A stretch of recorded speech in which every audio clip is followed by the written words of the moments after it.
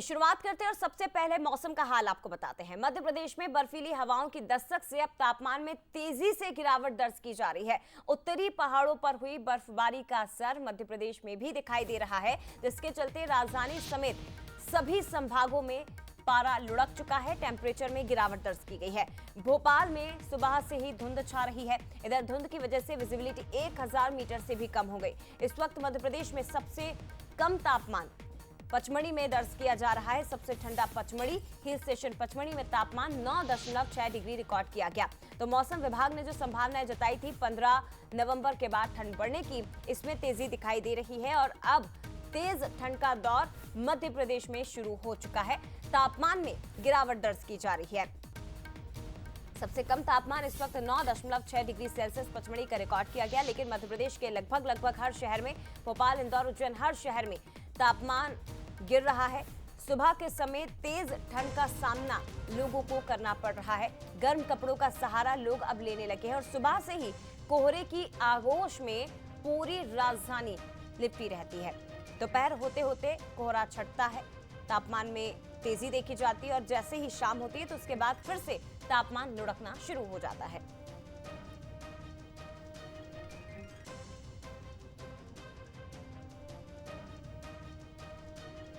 और चलिए बड़े शहरों का तापमान आपको बता देते हैं। आपके शहर में क्या हाल है जल्दी से देख लीजिए। राजधानी भोपाल में इस वक्त तापमान 15.5 डिग्री सेल्सियस रिकॉर्ड किया गया है। इधर इंदौर में 16.8 डिग्री तापमान बना हुआ है। ग्वालियर में ये तापमान 16 डिग्री है। जबलपुर में 14.5 डिग्री सेल्सियस, यानी कि सबसे कम इन 4 शहरों में जबलपुर में ही तापमान रिकॉर्ड किया गया है।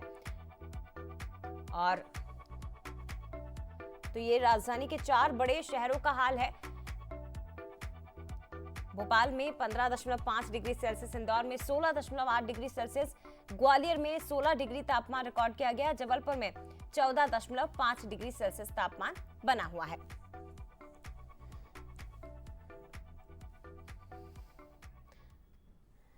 तो ये तो हुआ मध्य प्रदेश का हाल, लेकिन साथ ही पड़ोसी राज्य की भी बात करते हैं। छत्तीसगढ़ में रात के तापमान में हल्की गिरावट का दौर अब शुरू हो चुका है। रायपुर समेत कई जिलों में सुबह और रातें ठंडी हो रही हैं।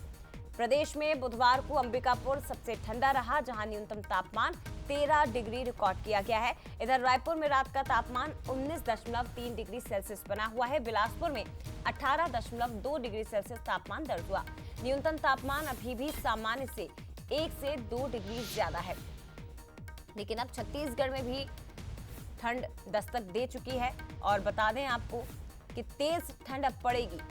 अंबिकापुर में तापमान 13 डिग्री रिकॉर्ड किया गया न्यूनतम तापमान, और रायपुर में रात का तापमान 19.3 डिग्री सेल्सियस है। तो जिस तरह से मध्य प्रदेश का हाल है, उसी तरह से छत्तीसगढ़ में भी सुबह और शाम रातें ठंडी होने लगी हैं।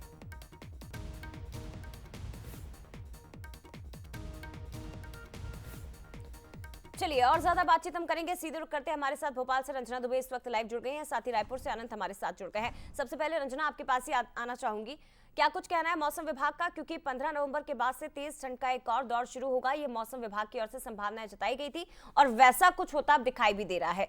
सुबह के वक्त तेज ठंड, गर्म कपड़ों का सहारा लोग लेने लगे हैं। रात में भी तापमान में गिरावट दर्ज की जा रही है। आगे क्या हाल देखने को मिलेगा? देखिए जो है गुलाबी सर्दी की दस्तक के साथ ही सर्दी का जो असर है वो अब लगातार बढ़ रहा है। सुबह और शाम के वक्त में जो सर्दी है अपना असर दिखा रही है और लगातार जो सर्द हवाएं हैं वो लोगों को थोड़ा सा कपकपाते हुए नज़र ज़रूर आ रही हैं। और इसीलिए आप देखेंगे कि मध्य प्रदेश में पचमढ़ी में लगातार तापमान में गिरावट रिकॉर्ड होती जा रही है। पचमढ़ी में अभी की बात कर ली जाए तो तापमान 9.6 डिग्री रिकॉर्ड हुआ है और इसी के साथ ही 13 से 14 जिले प्रदेश भर के ऐसे हैं जहाँ पर तापमान करीब 15 डिग्री के करीब रिकॉर्ड हुआ है। और मौसम विभाग का फिलहाल यही कहना है कि जो हवाओं का रुख है वो उत्तरी होता जा रहा है और उत्तरी हवाओं का रुख होने से अब मध्य प्रदेश में जो सर्दी का असर है और ज़्यादा तेज होता हुआ दिखाई देगा आने वाले 1 से 2 दिनों में।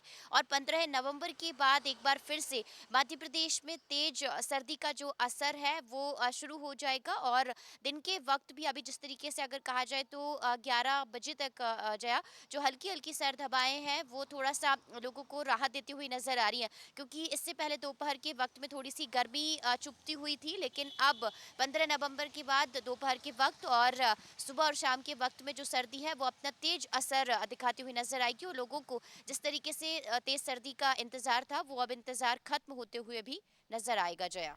बिल्कुल, लेकिन छत्तीसगढ़ का हाल क्या है ये जरा अनंत से हम जानते हैं, क्योंकि राजधानी भोपाल में तो अब ठंड का दौर शुरू हो चुका है। सुबह के वक्त कोहरा रहता है तो शाम के वक्त भी तापमान में गिरावट दर्ज की जा रही है। अनंत, छत्तीसगढ़, रायपुर समेत पूरे छत्तीसगढ़ का क्या हाल है? क्या वहां पर भी अब गर्म कपड़ों का सहारा लिया जाने लगा है? बिल्कुल, देखिए गुलाबी ठंड की ने दस्तक तो छत्तीसगढ़ में दे दी है, लेकिन जिस तरीके से तापमान की अगर बात करें तो रात में जो है लगातार तापमान में गिरावट यहाँ पर देखने को मिल रही है। लेकिन अगर दिन की बात करें तो खासा कुछ ऐसा सर्दी का अभी छत्तीसगढ़ में नहीं देखा जा रहा है। अगर बात करें तो अंबिकापुर, सरगुजा संभाग में ही जो ठंडी है उन्होंने ठंडी ने अच्छे से दस्तक दी है। लगातार वहाँ का जो तापमान है वो गिरता नजर आ रहा है। न्यूनतम तापमान की अगर बात करें तो अंबिकापुर में ही 13.0 डिग्री सेल्सियस दर्ज किया गया है। और वहीं अगर प्रदेश की बात करें तो मौसम विभाग का कहना है कि आने वाले 3 दिनों के बाद प्रदेश में जो ठंड है वो बढ़ते नजर आ सकती है, क्योंकि लगातार देखिए पारा लुढ़कता तो रात का नजर आ रहा है, लेकिन दिन का तापमान जो है वो गर्म नजर आता है। उसके साथ ही अगर देखा जाए तो लगातार प्रदेश में सुकमा संभाग की अगर बात करें तो सबसे अधिकतम तापमान सुकमा जिले की अगर बात करें तो वहां सबसे अधिकतम तापमान जो है वो दर्ज किया गया है। वहीं रायपुर की बात करें तो रायपुर में 19 दशमलव के आसपास जो तापमान है वो दर्ज किया गया है। तो देखना होगा कि आने वाले दिनों में किस तरीके से ये मौसम में बदलाव जो है देखा जा रहा है, वो इसका असर छत्तीसगढ़ में पड़ता नजर आता है। क्योंकि लगातार देखिए अगर बात करें तो मौसम को लेकर राजधानी रायपुर में भी और वहीं पूरे प्रदेश में भी अब तक जो है ठंड ने उस तरीके से दस्तक नहीं दी है जो जैसे पहले इस नवंबर माह में ठंड की दस्तक हो जाती थी।